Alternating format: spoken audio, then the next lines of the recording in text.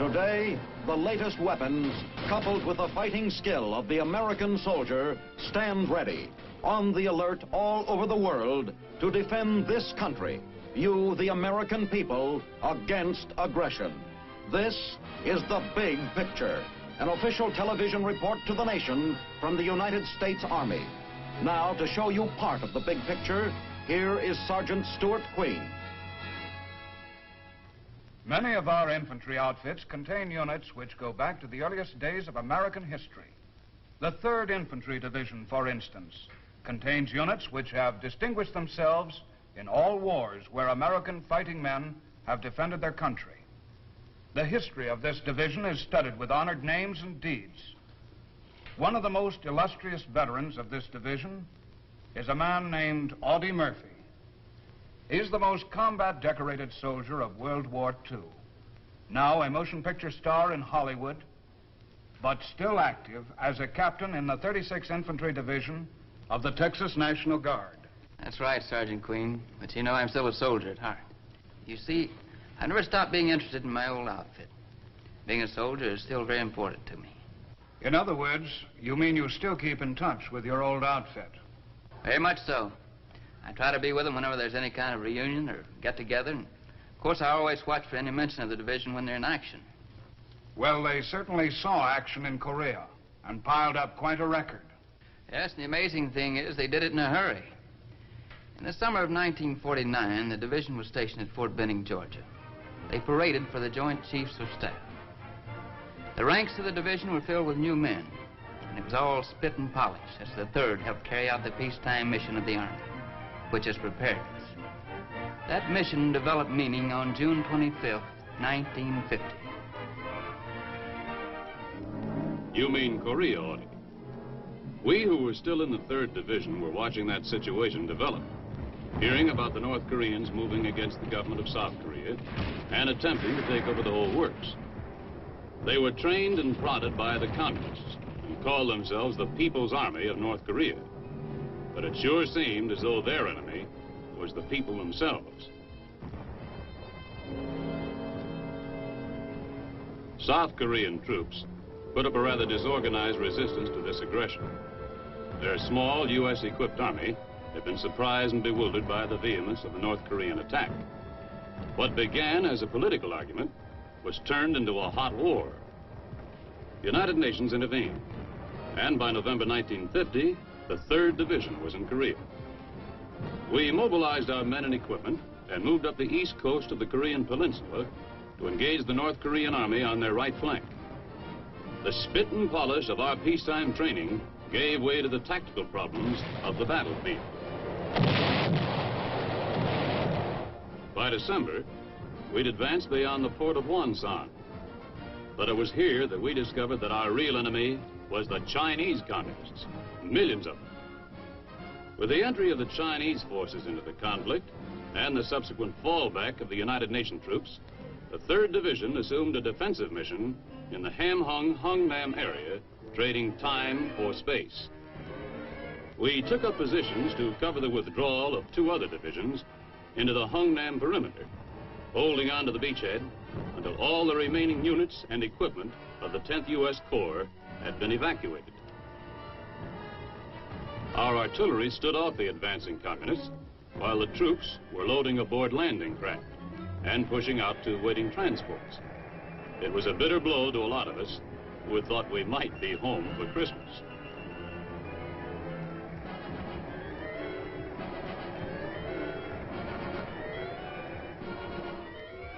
Yes, I'll never forget that Christmas. We were almost the present. Tremendous mountains of supplies and stores. But we got it all off the beach, along with thousands of refugees and all of our wounded and disabled.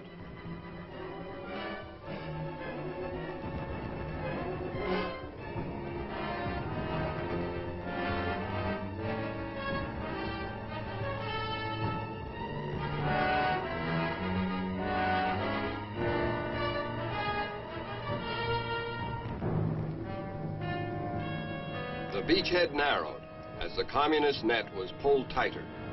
But even then, we weren't leaving anything for the Reds to make use of when we met them again. With all of our troops safely evacuated, the engineers gave the Reds a final salute.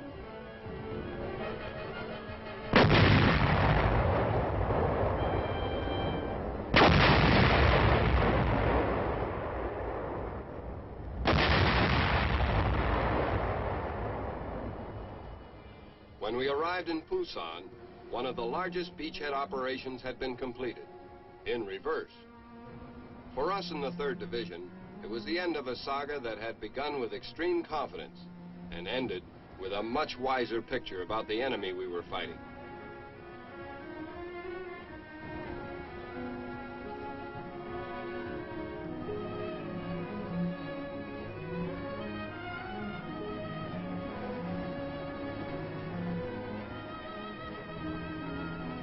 We rolled onto the beaches of South Korea with all of our equipment.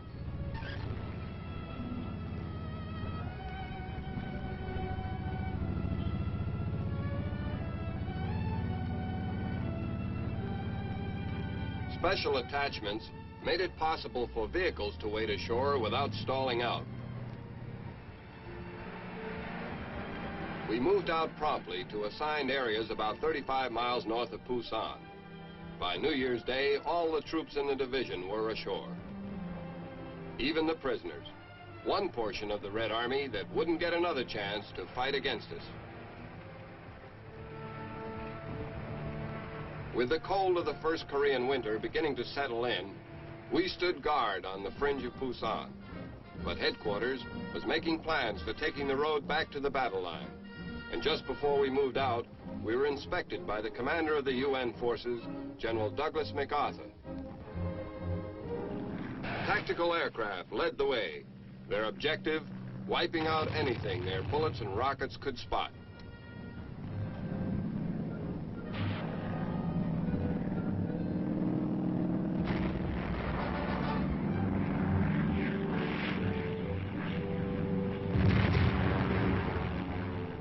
With increasing momentum, we moved northward to engage the enemy. Our objectives were in the center of the battle line that extended across the breadth of Korea. It seemed simple enough on a map, but it was a matter of moving fast in some places or inching along under withering enemy fire, stalled until we could locate and wipe out the trouble spot. It was up and down the Korean hills, flushing out units and picking off stragglers, or those who stayed to the last to harass our advance. We chased the Reds to the bank of the Han River, and that was the location of a weird duel, opposing forces sniping away at each other. We used every piece of firepower we could muster, but this was a contest in which the Reds were holding the short end of the stick. We just couldn't be stopped, and we pushed our way across and kept advancing.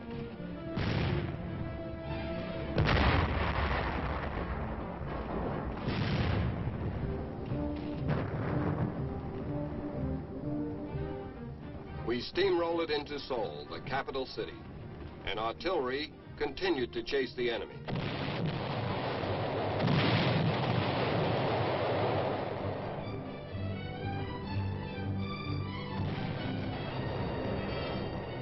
It was at this time that we heard the announcement that General Matthew B. Ridgway was our new commander.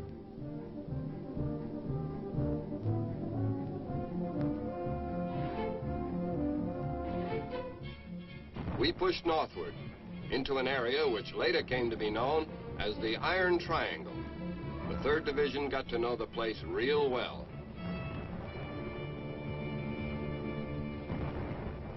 I'll never forget that triangle. It was shaped something like a noose. G2 had a line on a lot of communist activity in the triangle. Big build-up. They built up all right. And when they moved out against us, there were 200,000 commies pitted against our part of the triangle. It was the Communist Spring Offensive. And despite the fact that we threw everything we had at them, their numerical superiority was just too big. And the order came to pull back.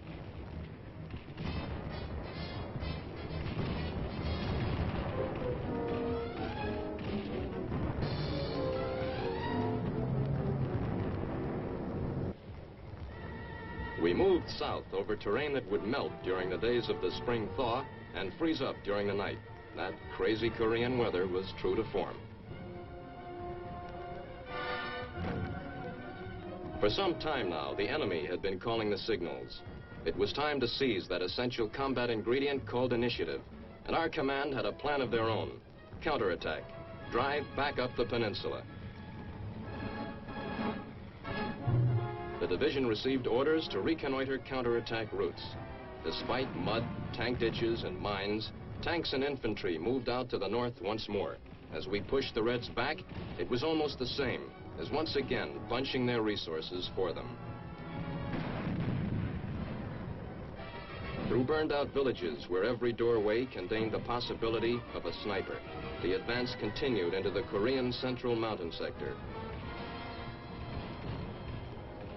But the Reds still had some arrows left, and in the middle of May, they let loose the shaft, and we were once again slugging it out toe-to-toe.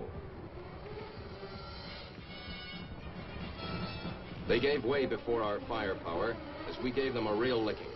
We were beginning to catch on to this hill fighting, working close to the artillery support.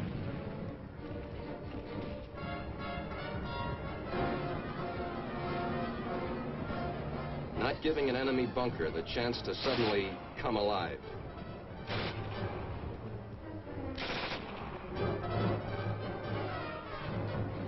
Or a haystack the opportunity to mow down a field of 3rd Division soldiers. Yes, we were catching on to the only way to go about conducting a campaign in this country. Just fight your way up and down the hills.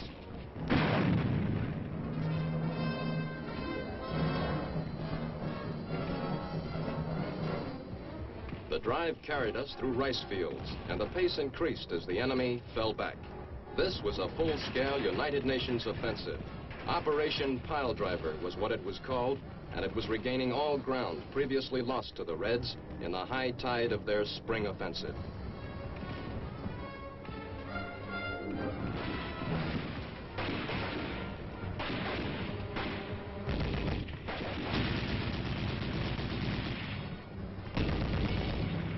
For about 2 weeks, we moved, sometimes twice every day. It was the same all along the United Nations lines. Keep swinging at the Reds while they were still dazed. The Chinese were taking a terrific shellacking, and we in the 3rd Division were getting in our licks.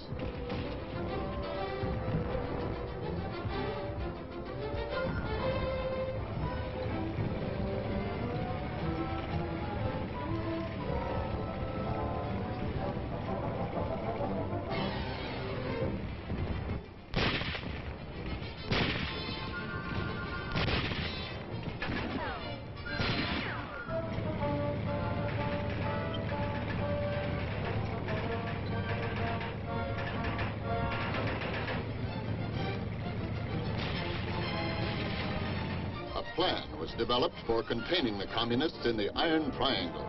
The 3rd Division was assigned the task of anchoring the western end.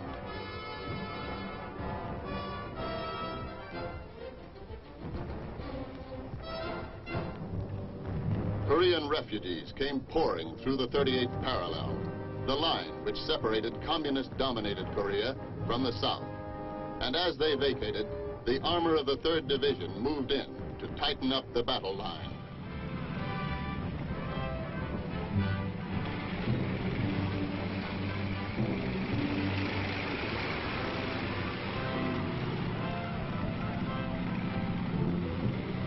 Important visitor came to look at these preparations, General James Van Fleet. He'd taken over command of the 8th Army from General Ridgway, who had become United Nations Supreme Commander in the Far East.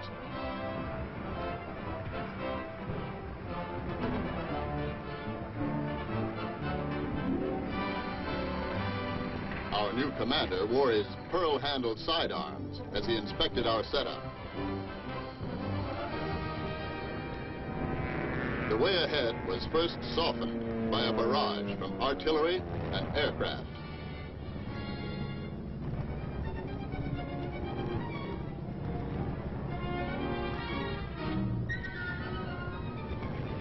When we moved out, it was with the confidence of superior firepower, but we jumped right into a hornet's nest. The hills surrounding the Chorwan Reservoir were deeply entrenched. Chinese commanders depended upon the weight of massed infantry, trying to smother the UN guns with the bodies of peasant soldiers. The price paid by the Reds was great, as many of their units disintegrated into disorganized fragments, wandering aimlessly over the blood-soaked hills until they were captured.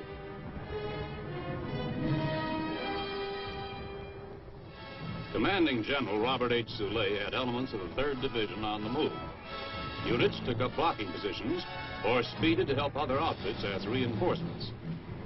The enemy developed a new wrinkle in defensive tactics and opened the reservoir gates to flood the area and harass UN operations. But the stunt was unsuccessful, and the game of hare and hounds continued.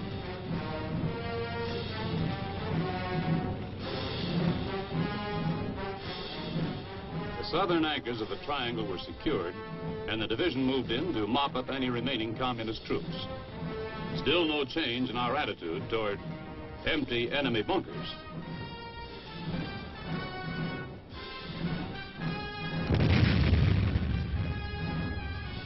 But if the area was cleared, no one told the Reds.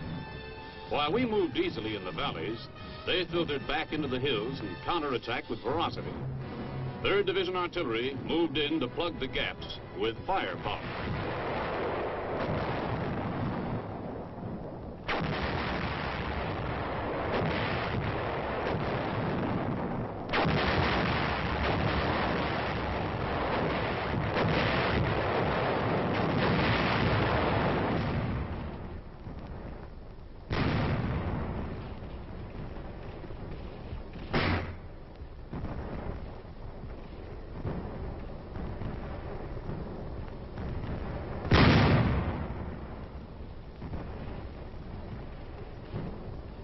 But even as the Iron Triangle was wiped clean, it became evident that the Reds had to be eliminated in the Sobang Mountains. Their occupation of hilltops gave them observation and an approach to our defense line. Operation Donut was set up to neutralize the enemy advantages. Units moved out to completely encircle the entire triangle and blast the Reds off the hilltops.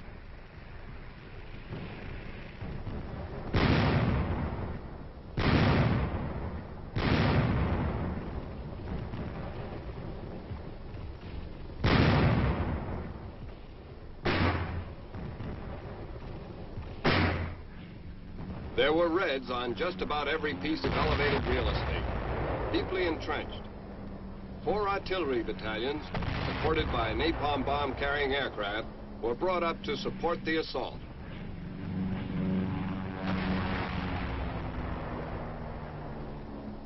Everything from .30 caliber ammunition to bombs of jellied gasoline directed at installations on those hills. Numbers on a map. Digits like Hill 717 and 682 became great smoldering mounds. Again and again, the aircraft came in to hit with bombs, bullets, and rockets.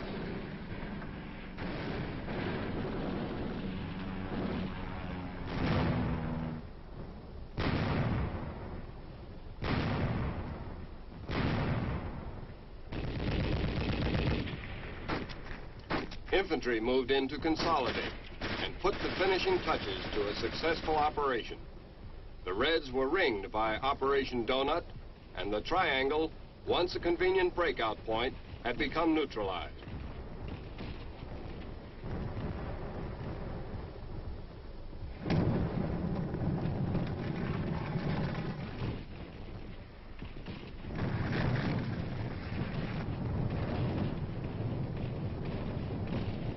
The job of cleaning up began for all on the south side of the battle line.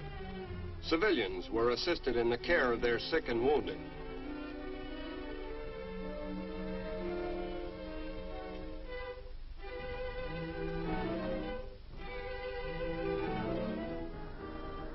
Initial peace talks tended to slow the progress of the war.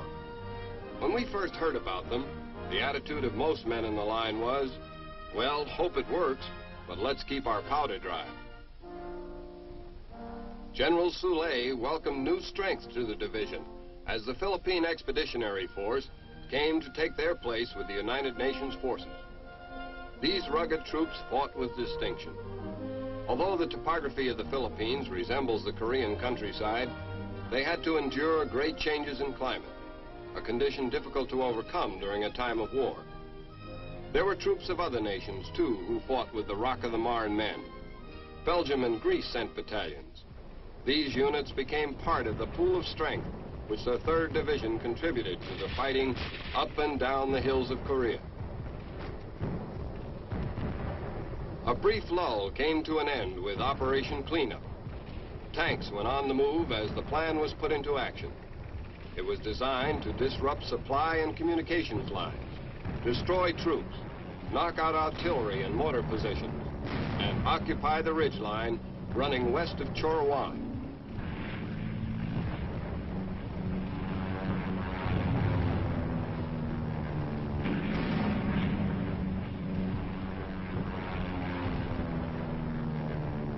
The division plan of cleanup merged with orders from Corps for the establishment of the line Jamestown. Tanks and infantry battered their way forward to secure positions that would simplify the problems of supply to the forward areas. Bunker positions were established as Jamestown was nailed down. Then the division was pulled out, having been in the line continuously for more than 10 months. A USO show played to more than 20,000 men and starred Jack Benny.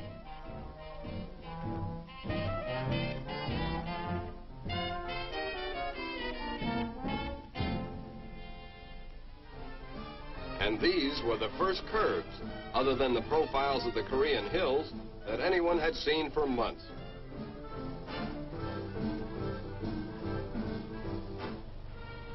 There were a few days of rest, then work began again. Building, training, integrating new men into the units. Our engineers shaped out a program of rebuilding that fitted in with the requirements of training.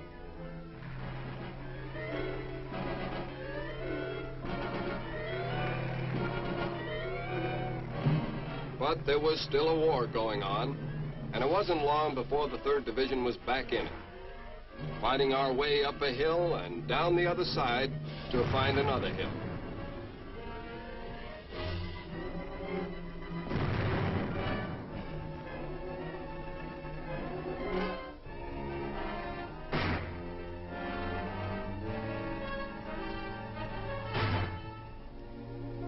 In each new area of operation, there was always the problem of those Koreans who had been caught in the whirlwind of swiftly changing battlefields. They had little choice. These old men and women, mothers and babies, they had to be evacuated whenever possible.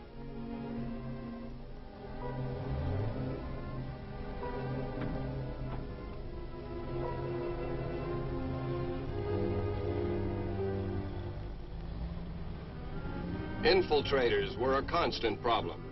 Sometimes they were just civilians from whom it was possible to obtain information, and other times they were spies playing a deadly game of hide and seek. But they were all interrogated and their answers evaluated.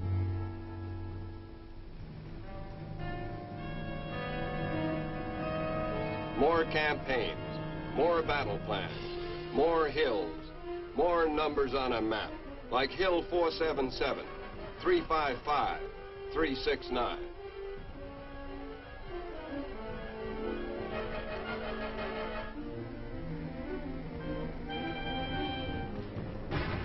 Hills right down to the day that General Mark Clark made an announcement. We have stopped the shooting. That means much to the fighting men and their families. And it will allow some of the grievous wounds of Korea to heal. Therefore, I am thankful. It is, however, only a step toward what must yet be done. The task now is to put the ceasefire agreement into full effect as quickly as we can and get down to working out an enduring settlement of the Korean problem. October 29th, 1954 was almost our 4th anniversary in Korea, the day that we passed in review for General Maxwell D. Taylor and 3rd Division Commander Major General Charles Canham. And as the band played, it was for the men we left behind, men of the 7th, 15th, and 65th Infantry Regiments, the 9th, 10th, 39th, and 58th Artillery Battalion, the 3rd Anti-Aircraft and the 64th Heavy Tank Battalion, and the others in the Engineers, Medics, Ordnance, MP, Recon, and Signal outfits. The Quartermasters, the band, they all shared in any honors we got back home from the people of New Orleans, including our old buddy Audie Murphy. They all said, "Welcome home, 3rd Division. Thanks for a swell job."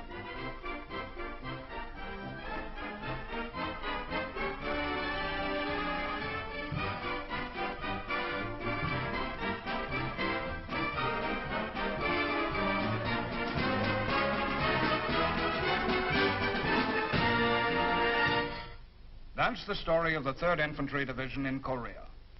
And we're most grateful to Audie Murphy, one of America's fighting heroes, for helping us to tell it. Sergeant Queen, it's a story I get a big kick out of telling. Because the 3rd is one fine outfit. I've always been proud of the division and its accomplishments, and very proud of the fact that I was one of its soldiers. And I'm grateful to the big picture for letting me help tell part of the story. This is Sergeant Stuart Queen. Be with us again next week for another look at your Army in action on The Big Picture. The Big Picture is a weekly television report to the nation on the activities of the Army at home and overseas. Produced by the Signal Corps Pictorial Center. Presented by the United States Army in cooperation with this station.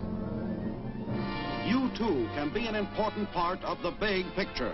You can proudly serve with the best equipped, the best trained, the best fighting team in the world today, the United States Army.